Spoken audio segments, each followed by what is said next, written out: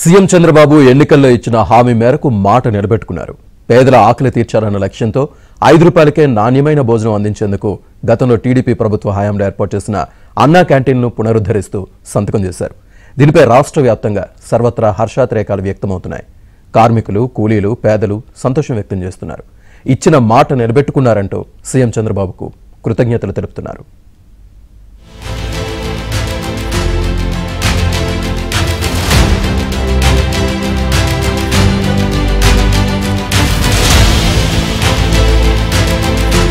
పేదవాడి ఆకలి తీర్చే అన్నా క్యాంటీన్లు మళ్లీ ఓపెన్ కాబోతున్నాయి. చంద్రబాబు ముఖ్యమంత్రి అయిన వెంటనే ఇచ్చిన హామీ మేరకు అన్నా క్యాంటీన్లను పునరుద్ధరిస్తూ సంతకం చేశారు.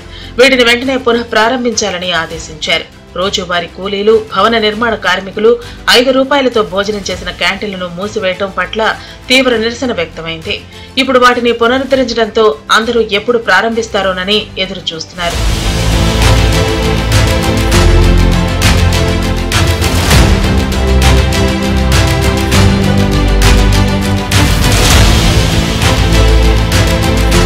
రాష్ట్రంలో ఏ ఒక్క పేదవాడు ఆకలితో అలమటించకూడదనే లక్ష్యంతో 2018 జూన్ 11వ తేదీన అప్పటి సీఎంగా ఉన్న చంద్రబాబు అన్నా క్యాంటీన్ల ఏర్పాటుకు శ్రీకారం చుట్టి రాష్ట్ర వ్యాప్తంగా 368 క్యాంటీన్లను ఏర్పాటు చేశారు.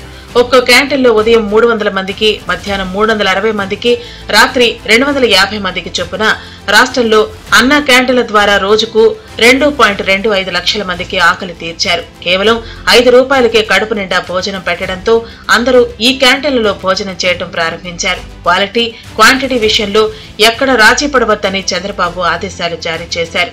అయితే 2019లో వైసీపీ ప్రభుత్వం అధికారంలోకి వచ్చిన వెంటనే క్యాంటీన్లు ఏర్పాటు, నిర్వహణలో అవినీతి ఉందంటూ తప్పుడు ప్రచారం చేసి మూసివేయించారు.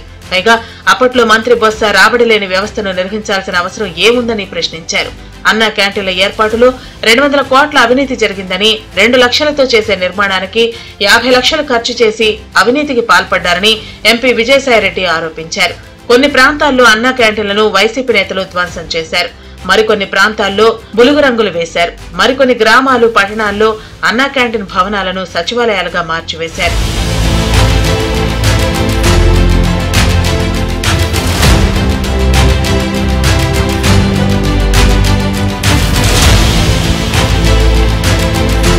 మంగళగిరిలో నారా లోకేష్, కుప్పంలో చంద్రబాబు, నందిగామలో టీడీపీ నేతలు అన్నా క్యాంటీన్లను ఏర్పాటు చేస్తే వాటిని కూల్చివేసిన విషయాన్ని టీడీపీ నేతలు గుర్తు చేస్తున్నారు.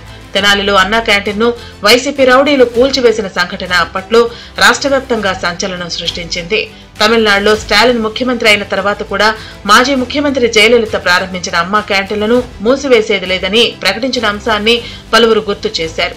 చంద్రబాబు ప్రారంభించారనే అక్కసుతో, ఆయనకు పేరు వస్తుందనే ఆందోళనతోనే ఈ క్యాంటీన్లను అప్పట్లో జగన్ మూసివేయించారని విస్తృతంగా ప్రచారం జరిగింది. మొత్తంగా మరో నెల రోజుల్లో ఈ క్యాంటీన్ల పునరుద్ధరణ ప్రారంభం కానుంది.